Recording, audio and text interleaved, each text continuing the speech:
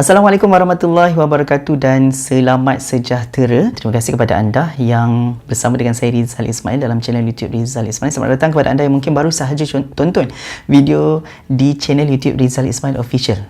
Yang belum subscribe, jangan lupa untuk like, komen, share dan subscribe YouTube channel ini. Kalau anda yang biasa tonton video-video yang saya hasilkan, kebiasaannya saya akan hasilkan drama, kemudian hiburan lagu, dan ketiga pengacaraan lah. Okey, dan pada musim PKPB ni nampaknya macam agak sukar untuk saya hasilkan drama-drama dalam channel ni. Jadi saya isikan slot drama tu dengan kisah-kisah yang saya nak kongsikan dengan anda. Mudah-mudahan dapat berikan pengajaran dan juga dapat berikan iktibar kepada anda juga. Dan apa cerita dan peristiwa yang saya nak kongsikan ni adalah kisah peribadi saya sendiri, supaya dapat berikan pengajaran lah, insyaAllah. Okey, jadi sebelum tu kita tukar mood dulu. Okey. Kisah yang pertama ni merupakan peristiwa yang berlaku sekitar tahun 2008-2009 macam tu. Ya, pada ketika itu zaman saya student lagi lah, dan berlaku di Perak, di Tanjung Malim. Dan biasalah kalau kita masih student, kebiasaannya kalau waktu makan tu kita akan sama ada kita masak di rumah, sewa, ataupun kita makan di restoran lah. Tapi saya pada masa saya zaman belajar dulu memang saya banyak makan di restoran lah kan.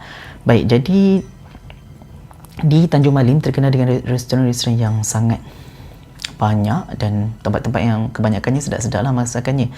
Pada satu malam di mana satu peristiwa telah berlaku. Pada ketika itu saya bersama dengan rakan saya namakan dia sebagai Rosli. Okey, saya dan Rosli telah pergi ke restoran untuk makan macam biasa, lepak-lepak makan-makan, dan selepas makan kami nak pulang lah pada waktu malam ketika itu. Masa tu saya rasa dalam pukul 10 nak ke pukul 11 malam macam tu. Dan sebenarnya kalau ikutkan perjalanan kami nak ke tempat makan tu agak jauh, dalam 20 minit dari kolej kediaman kami tu. Jadi bila nak balik tu mungkin sampai agak lewat lah. Jadi selepas makan dah kenyang apa semua, kami terus bergegas bertolak untuk balik ke kolej sebab esok dah ada kuliah kan, ada kelas. Jadi kita nak balik ke kolej. Pada ketika tu saya membonceng motor kawan saya, dia bawa motor dan saya kat belakang lah. Dan kami baru sahaja nak mulakan perjalanan, tiba-tiba terdengar bunyi dentuman yang sangat kuat. Dan kami tak tahu apa yang berlaku sebab laluan untuk kami pulang ke kolej kediaman tu dia agak gelap. Kiri kanan tu dia ada kelapa sawit, kemudian lorong tu dengan tak ada lampu, sangat gelap. Tiba-tiba kami belum melintas lagi, kami dengar bunyi dentuman yang sangat-sangat kuat. Dan kami terkejut. Dan tiba-tiba kawan saya turun dari motor. Dia terus bergegas ke tepi jalan. Lepas tu saya panggil dia, kenapa? Dia kata nak pergi tengok. Bila kami tengok, rupa-rupanya ada seorang pelajar di situ juga, yang termasuk ke dalam longkang. Rupa-rupanya berlaku kemalangan di mana ada dua buah motor yang bertembung. Dan pada ketika itu memang lajulah sebab kami dengar bunyi dentuman yang kuat, kemudian bunyi macam terserik, motor tu terserik dan seorang student tu dia tercampak dalam longkang. Dan kawan saya pergi tengok dan nak bantu. Pada ketika itu dia angkat, saya rasa dia angkat mangsa tu, dan saya cakap kat dia, bukan saya suruh biar, maknanya biar orang lain yang tolong lah, takut apa-apa yang berlaku kan. Tapi dia bantu juga mangsa tersebut, di mana masa saya lihat mangsa tu dalam longkang, dia keadaan tangan dia dah macam ni, dan bunyi nafas dia memang macam lembu selepas sembelih tu bunyi macam nyawa-nyawa ikan. Okey, itu seorang student yang tercampak di longkang, dan ada lagi seorang student yang naik motor juga yang bertembung dengan pelajar tadi. Dia terserit di tengah jalan. Dan apa yang saya dapat saksikan, masa tu pelajar tu kaki buku lali dia macam sedikit hancur. Dan saya macam tak sanggup nak tengok. Lepas makan pula tu, saya rasa sangat loya dan saya cakap kawan saya, jom kita balik dan dia macam nak tolong lagi lah. Jadi saya tunggu je kat situ dan saya rasa macam sangat pening. Kemudian saya cepat-cepat ajak dia balik, dan bila dah ramai orang tu, kami pun terus pulang ke kolej kediaman kami yang memakan masa dalam 20 minit untuk sampai ke situ. Dan selepas saja sampai di kolej, kebiasaannya saya sebelum tidur tu saya akan mandi dan saya gosok gigi. Tapi hari tu saya rasa macam pening, macam tak sedap badan. Saya terus saja tidur seperti biasa. Dan dalam kolej tu dia ada bilik, dan dalam bilik tu dia ada 1, 2, ada 3 lagi bilik, dan ada satu tandas lah. Dan satu bilik tu ada 2 orang. Pada malam tu saya tidur seperti biasa. Saya tidur dan cuba untuk lena, dan memang lena lah sebab dah lepas makan masa tu. Semasa saya tidur, tiba-tiba mata saya terjaga dan saya buka mata saya, dan pada masa tu lampu tutup dan pintu tu terbuka sikit lah. Jadi cahaya kat luar tu nampak masuk ke dalam bilik kan.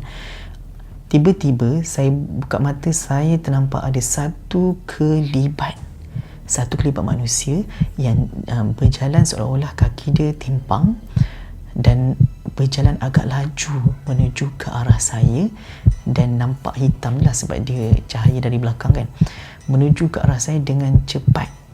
Dan saya cepat-cepat pejam mata dan baca ayat kursi, baca qul huwallah dan sebagainya. Dan apa yang terjadi selepas itu, masa saya tutup mata tu, dia pegang bahu saya dan saya terasa dan apa yang saya buat, saya baca dan saya buka, memang saya nampaklah hitam je lah kan. Saya baca macam-macam, saya baca, alhamdulillah lama juga macam saya bergelut, kemudian hilang. Dan peristiwa gangguan itu tidak terhenti di situ. Dan selepas hari esoknya saya tak cerita pada kawan saya, saya macam senyap je lah. Okey, pada satu hari tu waktu siang, saya nak mandi, kami punya tandas tu dekat dalam bilik juga, jadi kami berkongsi lah dengan rakan-rakan kan, dia tertutup. Jadi pada satu pagi tu saya nak bergigi, tiba-tiba saya terdengar ada orang memanggil nama saya. Saya tak tahulah kawan saya ke apa kan, tapi bila saya keluar bilik air tu, saya tanya pada kawan-kawan saya ada, dia orang kata tak ada panggil. Saya dengar ada suara memanggil saya lah. Dan tidak terhenti di situ juga, berlaku lagi satu peristiwa di mana pada waktu malam ketika saya tidur di dalam bilik saya seperti biasalah. Okey. Dan bila saya tidur tu, saya terasa macam ada orang datang, macam terasa macam angin datang, macam bertiup, dan macam ada orang tindih badan saya, dan saya tak boleh bercakap. Dan rasa sangat lemas. Dan bila saya terjaga, bila saya baca ayat kursi dan sebagainya, baru benda tu tak ada, dan saya terjaga dan saya bangun, terus saya pergi ke bilik kawan saya sebelah, dan saya tidur kat sebelah dia. Sebab masa saya macam agak takut dan tak selesa. Jadi saya tidur kat sebelah kawan saya tu. Saya cubalah untuk lelap. Saya tutup mata. Bila dah tutup mata tu, kemudian saya terjaga lagi, dan apa yang saya nampak di hujung kaki saya adalah satu lembaga. Saya tak nak sebut kat sini. Dan saya tutup mata, saya baca ayat kursi dan sebagainya, dan saya buka, lembaga tu ada di sebelah kanan saya. Dan saya masa tu memang rasa macam menggigil dan nak minta tolong kawan pun masa tu diorang tidur kan. Jadi saya baca macam-macam, baca, kemudian saya cuba lagi buka mata saya, dan lembaga tu ada di atas kepala saya pada ketika itu. Saya baca macam-macam ayat sampai saya tertidur pada hari esoknya. Dan pada hari esoknya saya rasa macam dah sangat tak selesa dan rasa terganggu. Jadi saya ceritalah pada kawan ada seorang kawan saya ni, saya cerita pada dia, dan apa yang dia cakap, itu mungkin kesan daripada peristiwa kemalangan tu, mungkin badi, dia katalah, saya pun tak tahulah kan. Dan dia nasihatkan saya supaya baca Yasin pada setiap hari, lepas maghrib, kemudian waktu subuh, dan masa yang lapang lah. Kemudian selepas pada hari tu, saya setiap hari saya baca Yasin dalam seminggu 2 minggu jugalah. macam-macam lah perkara yang kadang-kadang saya tiba-tiba macam takut, macam tu. Perkara-perkara yang mengganggu emosi. Kadang-kadang kita bila duduk seorang-seorang ada orang panggil kita, ada gangguan yang macam tu. Jadi setiap hari saya baca Yasin, dan kurang lebih seminggu 2 minggu macam tu, alhamdulillah benda-benda tu dah tak ada, dan saya tidak lagi lah rasa macam takut bila tidur ada gangguan, dan semuanya selesai macam tu je. Dan apa yang saya nak kongsikan dengan anda, dan bukan nasihat lah, kita mengingati kalau kita macam pernah tiba-tiba bawa kereta jumpa ada insiden, dan insiden yang teruk, jangan balik rumah kita terus tidur. Sepatutnya kita mandi, kita solat dulu, dan kita mungkin baca Al-Quran sebelum tidur, untuk mengelakkan perkara dan peristiwa yang berlaku seperti yang saya lalui ini. Dan saya harapkan peristiwa cerita saya pada hari ini dapat berikan pengajaran dan iktibar kepada anda juga. Okey, kita dah ubah mood kita. Jadi saya harapkan peristiwa dan cerita saya pada hari ini dapat memberikan iktibar dan juga pengajaran kepada anda, kalau berlaku suatu kemalangan dan anda ditimpa ataupun melihat suatu kemalangan jalan raya yang menyebabkan kematian, pastikan bila dah balik rumah tu jangan lupa mandi, bersihkan diri, ambil wuduk, baca Quran sebelum tidur dan sebagainya, untuk mengelakkan daripada perkara-perkara yang saya lalui. Jadi itu saja untuk perkongsian cerita pada hari ini. Jadi kepada anda, jangan lupa untuk like, komen, share dan subscribe YouTube channel Rizal Ismail. Dan mungkin kepada anda yang ada kisah-kisah yang menarik untuk saya ceritakan kepada anda di dalam channel YouTube Rizal Ismail Official, jangan lupa untuk komen di bawah ataupun boleh DM saya di Instagram, di Facebook. InsyaAllah jumpa lagi di lain pertemuan bersama saya Rizal Ismail. Jumpa lagi. Assalamualaikum dan selamat sejahtera. Okay, bye.